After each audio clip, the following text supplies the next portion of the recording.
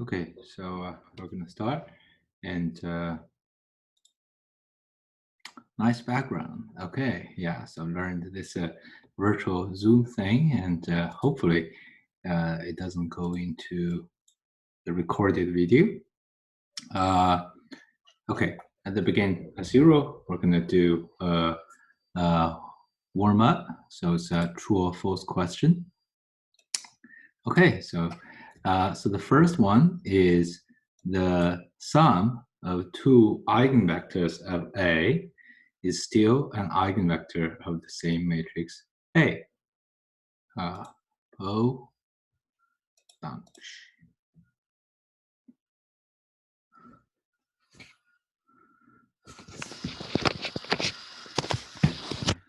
The problem is that, let me see, after, you might see a huge head of me because I need to write on the pad.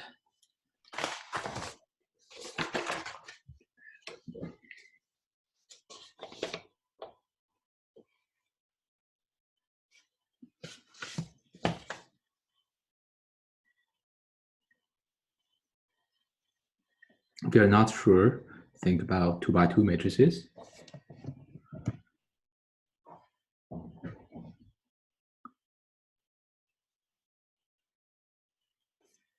Yeah, seems like I should get a new external camera so that you would be able to see me in this kind of position.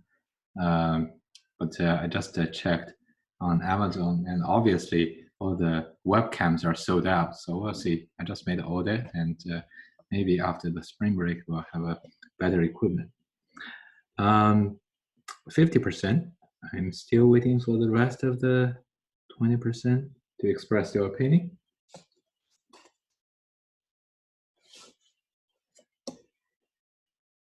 60%. Give you 10 seconds.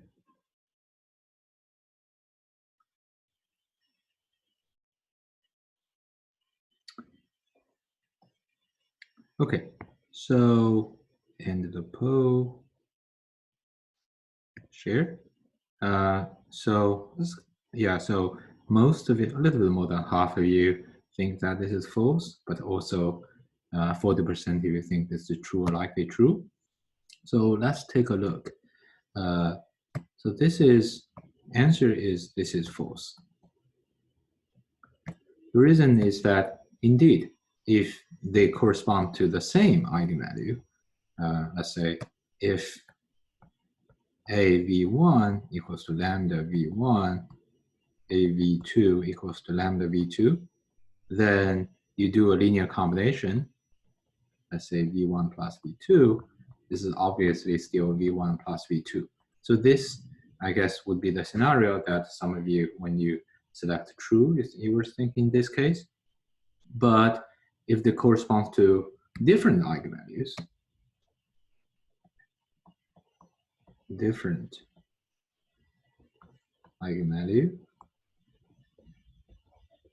so AV1 equals to lambda 1 V1, AV2 equals to lambda 2 V2, and then you see A V1 plus V2 is really equal to lambda 1 V1 plus lambda 2 V2, which cannot be written as lambda prime V1 plus V2. Otherwise, one of the V must vanish. So this would be one way to argue about this. Another way is you just think in terms of, say, identity matrix. And sorry, identity is a bad example, sorry. So it's like a 1, 0, 0, 2, and you can check that it wouldn't work. Any question? Okay, second one. A, B are similar, then they have the same set of eigenvectors.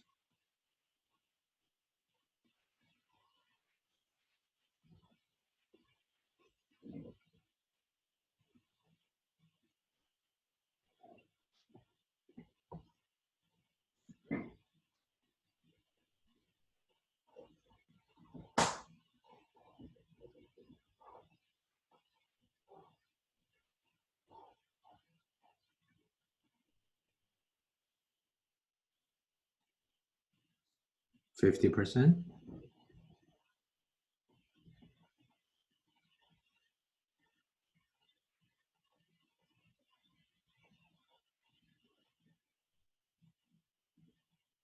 %.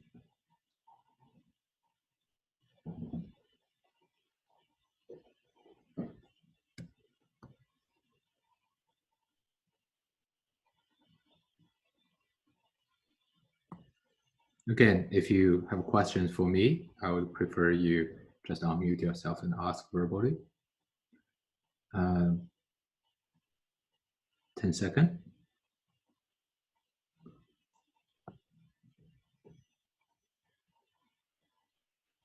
Okay, 70%. Again, it's this is really like half-half. So the answer is this is false. So again, this is false. Let me say that you might think that, well, we actually proved last time that if A and B are similar, then there exists an invertible matrix V, so that A equals to V inverse BV. And by the determinant of A minus lambda I equal to determinant of B minus lambda I, if you forgot about this, refer to the previous lecture note. So we know that A, B share the same set of eigenvalues.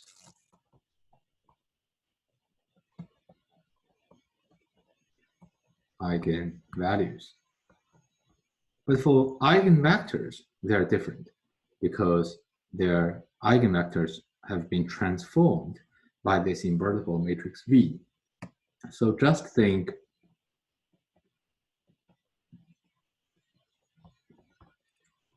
that, let's say A is a 2x2 matrix, diagonalizable. So there exists a V equal to V times B is a diagonal matrix, 1, 0, 0, 2. So the eigenvectors of B, so the eigenvector associated with the lambda equal to 1. So the eigenvectors are 1 is 1, 0.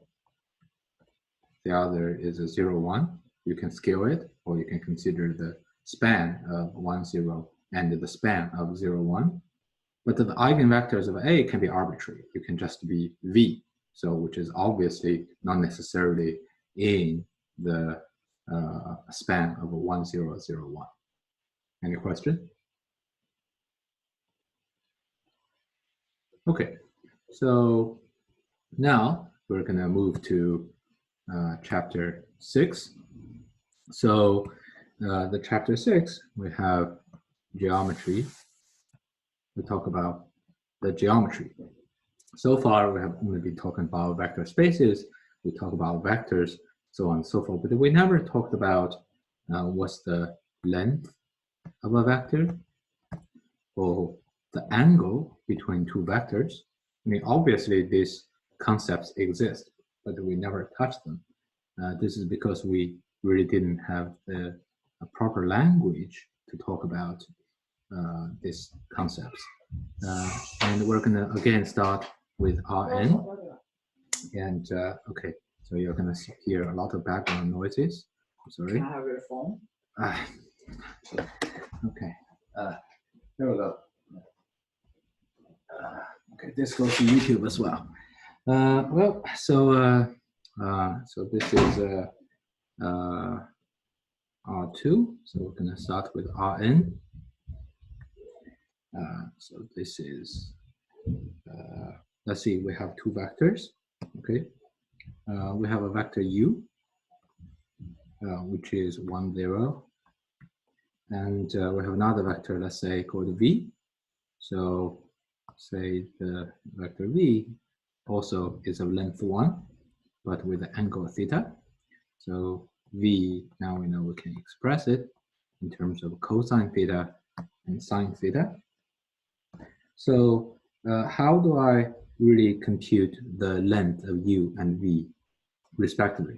According to the standard analytical geometry, we know that the length of U, this 1, 0, can be, we can directly read out this is 1. But how do we know that the length of V is actually 1? And this is because we can do the V, that's called, I put 2 bars there, and this is called the length. Is defined to be the component V1 squared plus V2 squared, and this is cosine squared, sine squared, and this is equal to 1. Okay, so this is standard Euclidean geometry. And how, once we're given these 2 vectors, how do we figure out the angle between the two? We know that this is cosine theta, so we can do, so if this is U1, this is U2, this is V1, this is V2, then this is U1, V1 plus U2, V2, and this is exactly cosine theta. So this particular way of evaluating it gives us the cosine of the angle between the 2 vectors. So this seems to be a very special case in R2, and our central goal of this, central goal is really, so someone asked in the chat saying whether there should be square root here. Absolutely correct. I forgot that, but again, if you can just unmute yourself and ask with voice, that would be much better.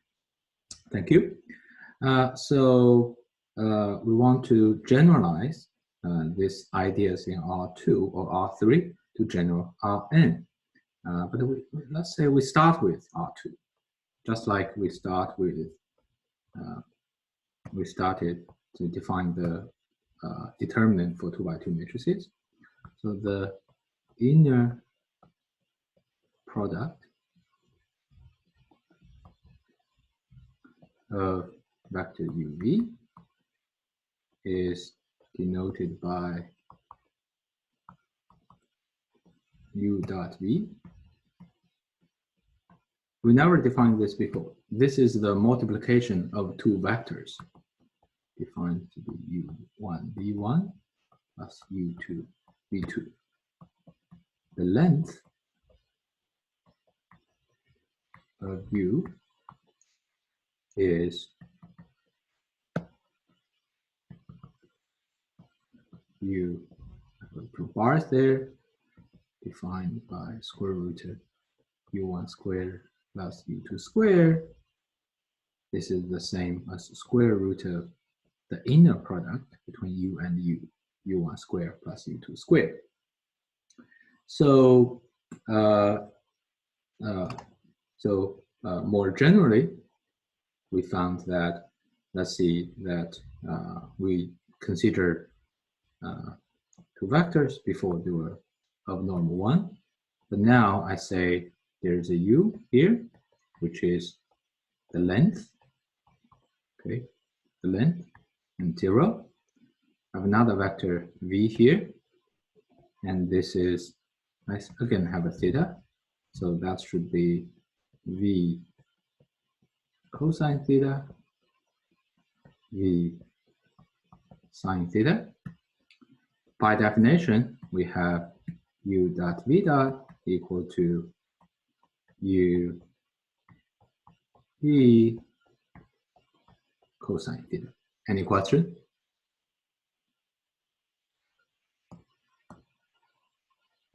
Can you go back really quickly to the last slides? Okay. Yeah, so is the inner product just the dot product of 2 vectors? Yeah, inner product, or aka dot product, okay. The same thing. Thank you. What are U1 and U2 in this case? More in a general sense. So this thing I defined for any. Okay, so here we used U1, U2 as the 2 components. as before, like x1, x2. Does this work for any basis in Rn? We are not there yet. You're too advanced. I'm just saying that you give me two vectors. I mean, literally define this. I just defined a new operation to be u1, v1 plus u2, v2. We haven't justified why this is really a well-defined definition yet.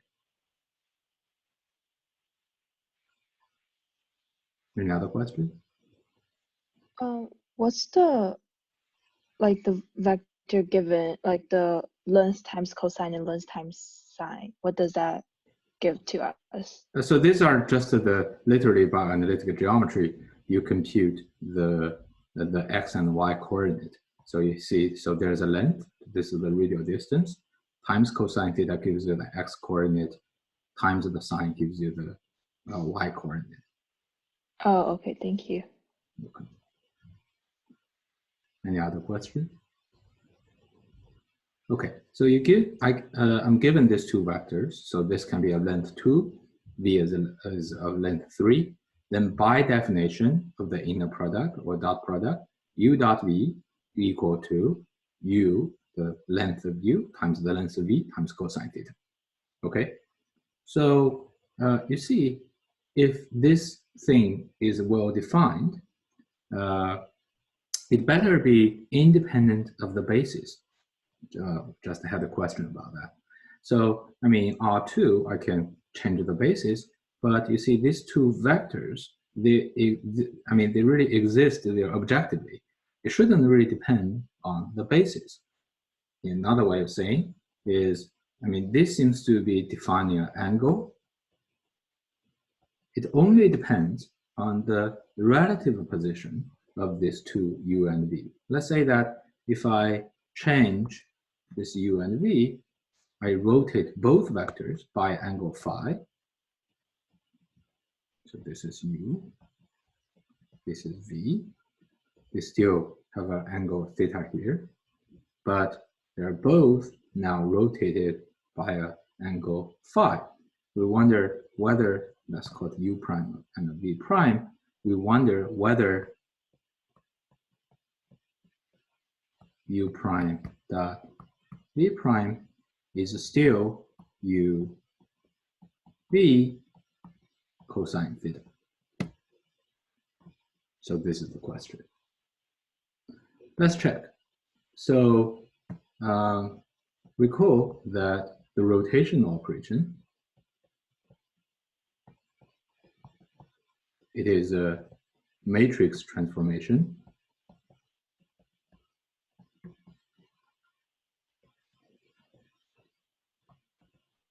That is, you rotate counterclockwise by angle phi.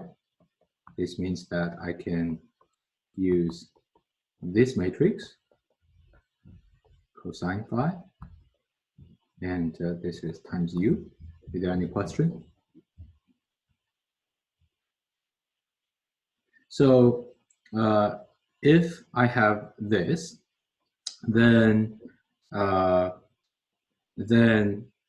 just compute. So u dot u prime v prime, okay? And this one is, so you see, there is a very important observation, which is u prime, the u1 v1 plus u2 v2 can be written as u prime transpose v prime. So this becomes matrix multiplication.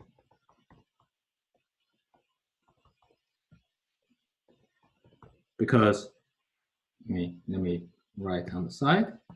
So u prime transpose is u1 prime, u2 prime, v prime is v1 prime, v2 prime.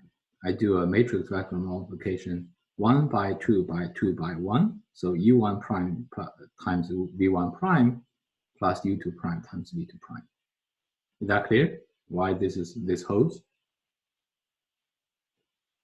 Good. So let me erase this.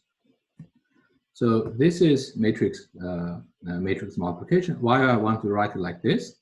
Because then I can use this relation.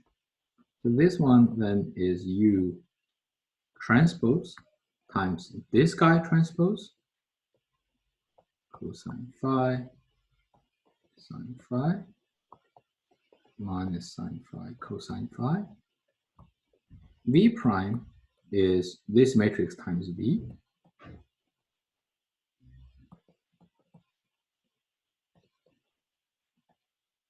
Cosine phi times V. Any question about this step? This is the most important step. Good. Could you Wait, why are we transposing the matrix? Because this is U prime transpose. So you transpose that, you have to transpose the, so let me write it down here. U prime transpose is a U times this guy transpose. But why are we taking U prime transposed? That's what I just explained. So according to what I erased, so this is an identity.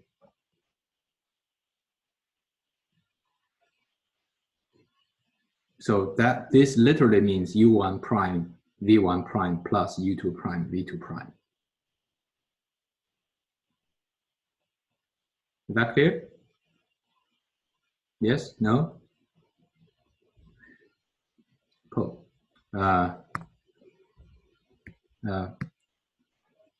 Well, that was what I said clear. If not, I'll go back and stop here because otherwise the rest of the class will become very much like a mystery.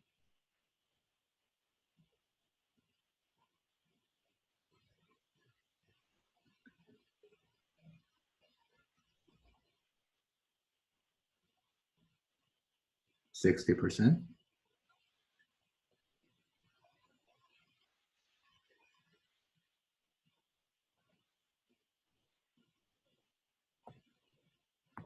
Okay, so there's about over 70% of you think this is not that clear, so I'm going to go back and explain. Okay, so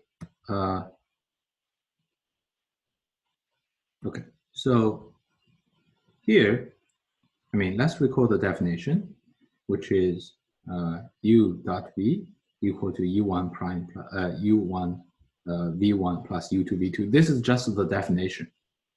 So equivalently, we note that U dot V equal to, remember these are two vectors, U transpose V. And this is because this is, what is U transpose? Is U1 V1, U1 U2. What is V? Is V1 V2. So this can be viewed as two matrices. One, U transpose is a 1×2 matrix. V is a 2×1 matrix. Therefore, the middle dimension matches. So this is U1 V1 plus U2 V2.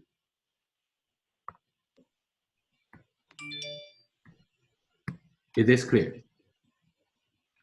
Why could we just transpose it? Why can't we just transpose it? I mean, sorry, could you ask the question again? Why are we allowed to just transpose U? I mean, I'm just showing the identity.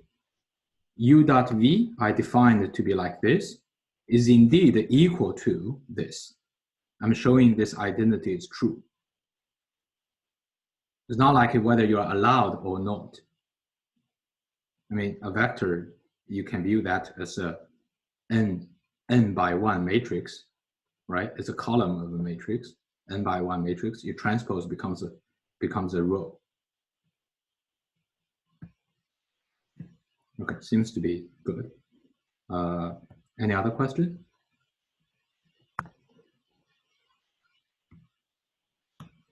Okay, so from here, what I'm showing here is that if I rotate U prime and V prime together by an angle phi simultaneously, what I'm trying to show is the inner product doesn't change.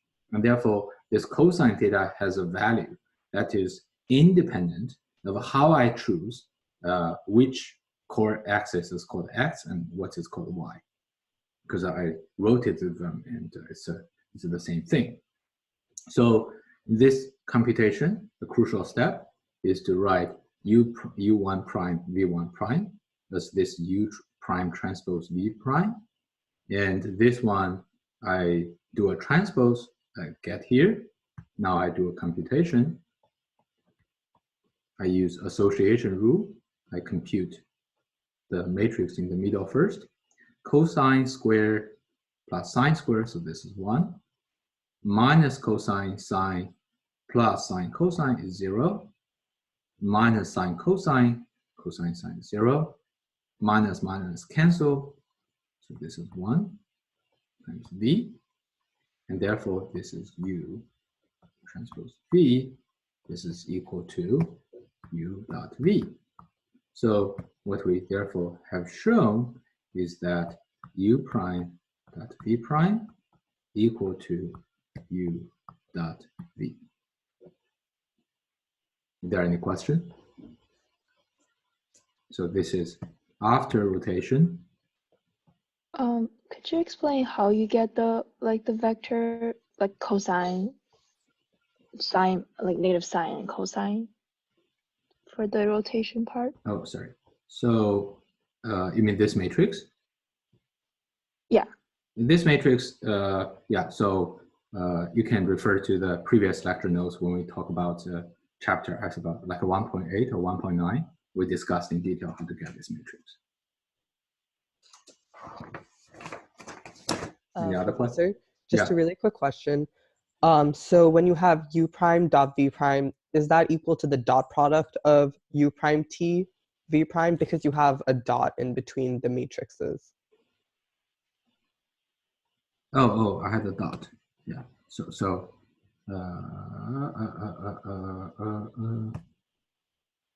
I'm sorry, that was a typo. Okay. Any other question? Let me remove these excessive dots. Okay, so now we have seen that this is independent of the rotation, and therefore the theta, which is the theta here, really defines the angle of the two vectors. So now let's see, how do we go from R2 to Rn? Just like in the case of determinants, what we really want to do is to have a strategy that would allow us to generalize to arbitrary high dimension. The idea is use this, use the previous algebraic definition.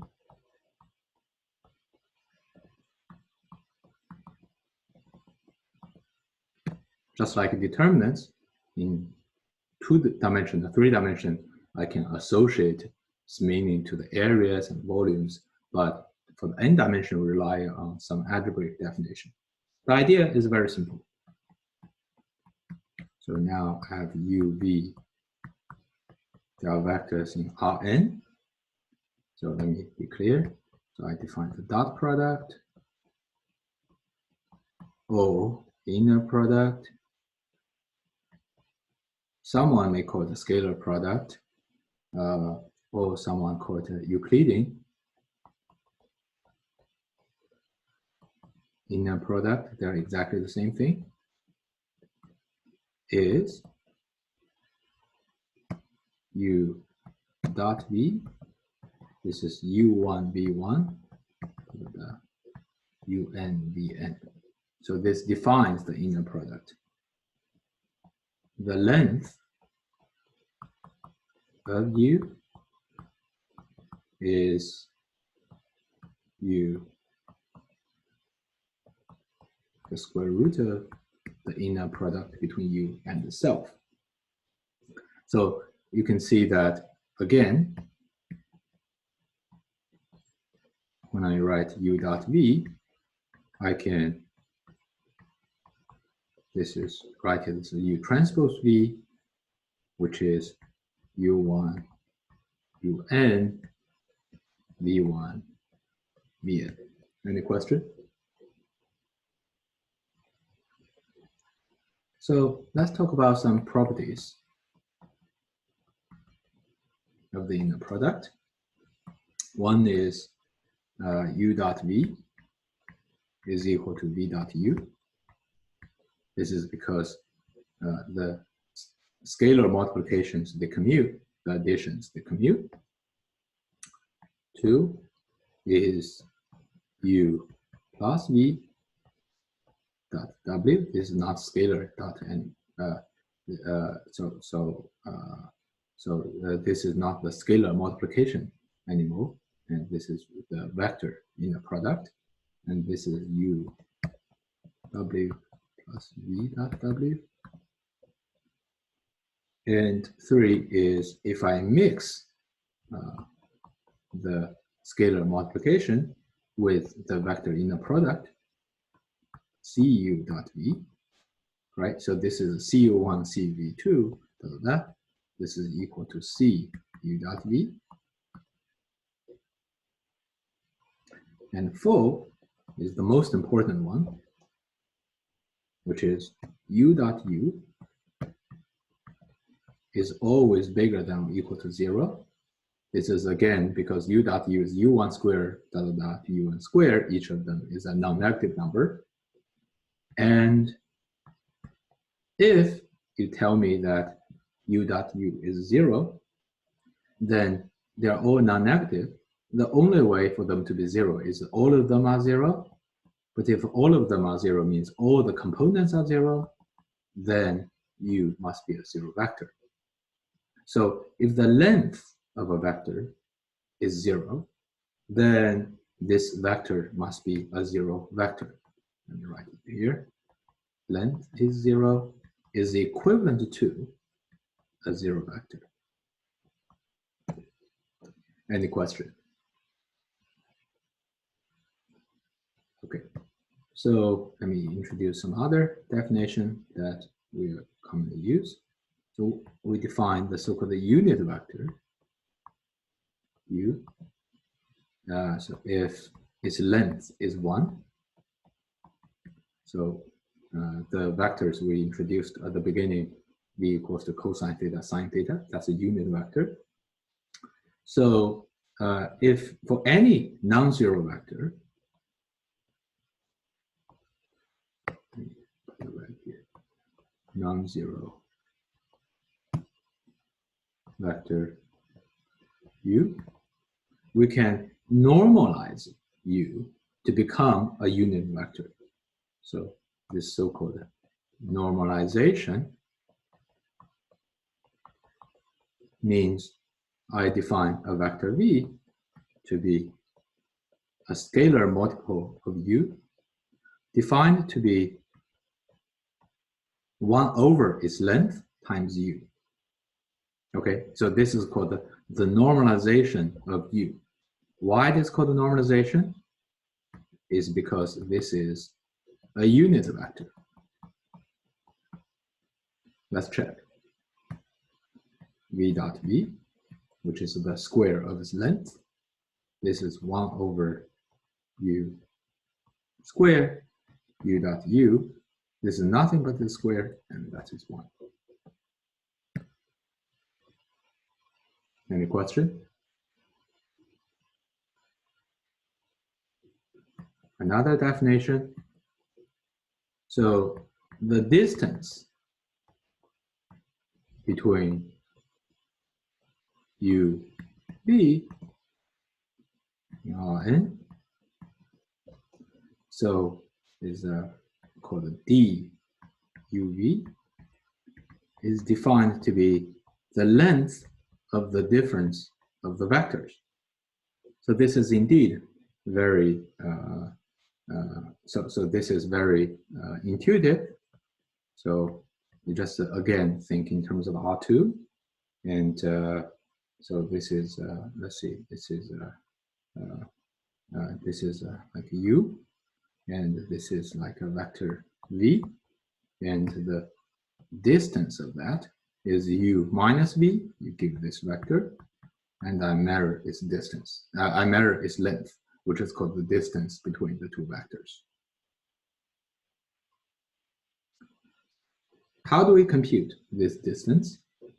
So we write u minus v. So it turns out to be a little bit easier to compute the square of the distance. And this is because, by definition, this is u minus v dot u minus v.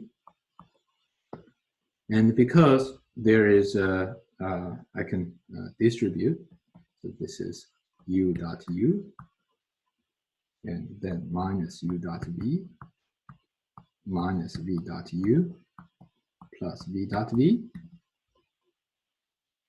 So by property 1, u dot v equals to v dot u. So this is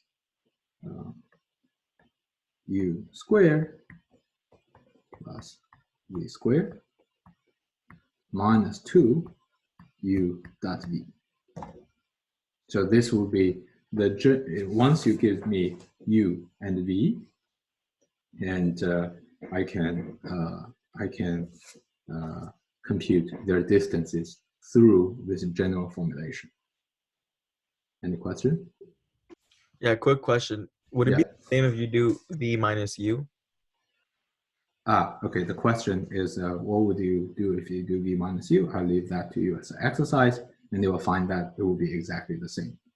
And actually, it's a quick way to check. You can directly compute it, or you can think v minus u is just a minus 1 times u minus v. So you put a minus 1 here, they just cancel. Okay, so now let's see. So there is actually a very special case. So there's a special case if important special case, which is u dot v equal to 0. So if u dot v equal to 0, we have what? We have u minus v squared equal to u squared plus v squared. This looks familiar because let's say again in R2, when would we have this? So I have let's see, this is u, and this is v, right? And only when they have like their degrees are 90 degrees. By Pythagorean theorem, we know that u minus v squared would be equal to u squared plus v squared. That is what we learned in R2. But what is shown here is that this is true in general. This would be the generalization of the generalization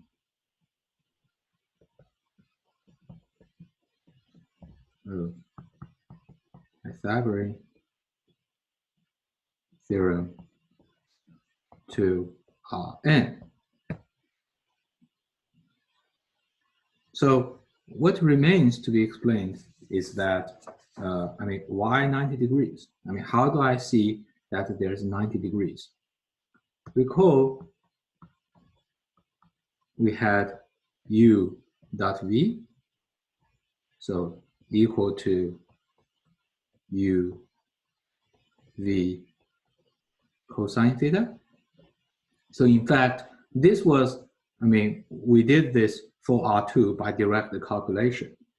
But in Rn, we can use it to define cosine theta or define the angle between the two vectors uv in Rn. In particular, so before we said we just verified this, but now we use this to define this angle.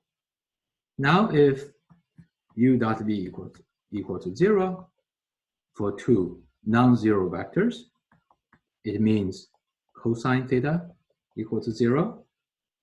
If I restrict theta between 0 and pi, then if I restrict the theta to be 0 and pi, then I have theta is pi over 2. So that is 0. So it means that even in Rn, this degree is exactly 90 degrees. Any question?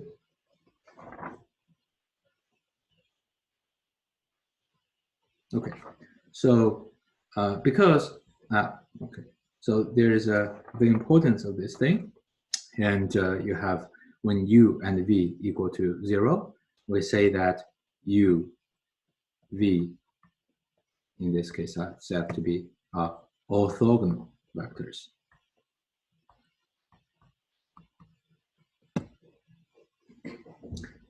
We also denoted by introduce a notation saying u perpendicular to v. This means u dot v is equal to 0. Any question? Yeah, could you briefly scroll back up to the important special case? Important special case here. What's the question? That's all. I just wanted to write it down. Okay. Yeah, well, I see. Yeah. So I mean, the lecture notes will be available in a few minutes. So. Okay. So this is what we found that this inner product is so it's an important structure. I mean, it's different from what we learned in chapter 4. So in chapter 4, what we did was the following. In chapter 4,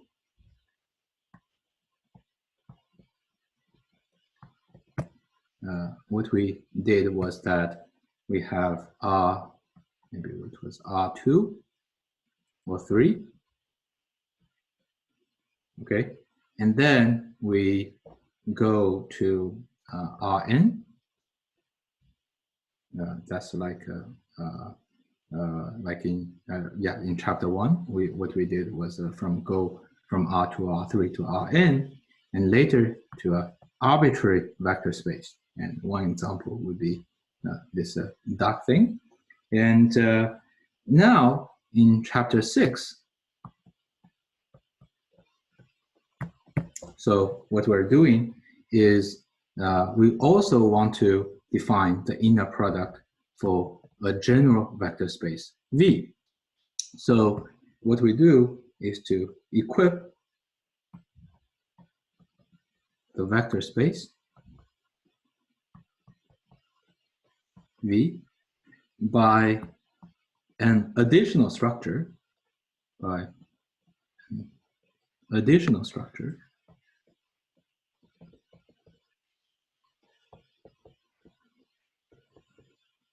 which is inner product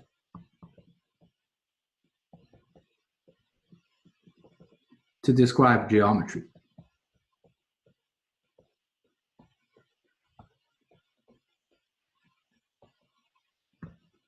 So the idea is that I have a vector space V here, and this is a regular vector space. It may not be Rn anymore. It could be Rn. And then I add additional equipment, which is inner product. So this is equal to, this is what we call the inner product space.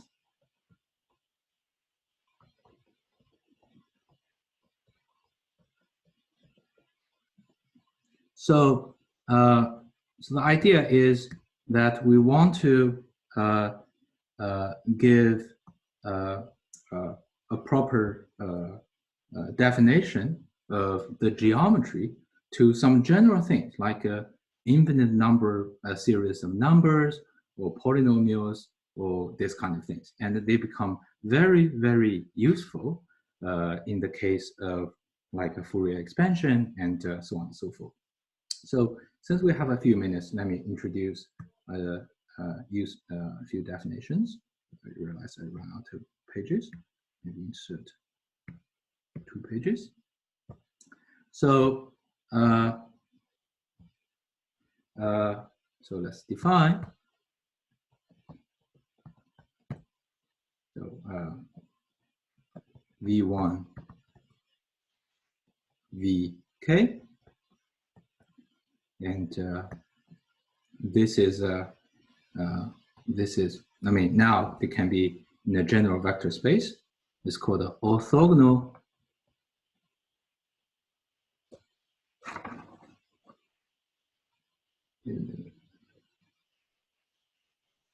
so this is a so far, let's say we talk about Rn, but later I'm going to introduce later. So it's called an orthogonal set. So far, let's say V1, Vi in Rn. I put a blue color here because when we talk about general vector spaces later, the definitions are exactly the same thing. You just remove the constraints that they are in the Rn. They can belong to any inner product space. So if Vi is orthogonal to any Vj for all 1 I not equal to j smaller than k. So for any pairs of vectors, and I mean I cannot be equal to j, otherwise it becomes a 0 vector. So so for you give me any pair I and j in this set, they are all orthogonal. So this means that you give me any pair, I just compute the inner product, and this would be 0. So this would be the orthogonal set. If they are called orthonormal set,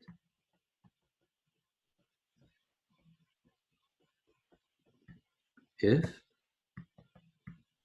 1, it should be a orthogonal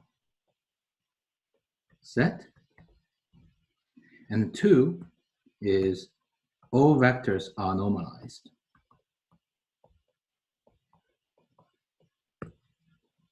So this means that, I mean, you give me any orthogonal set, if they're not orthonormal, and you can just do a normalization process.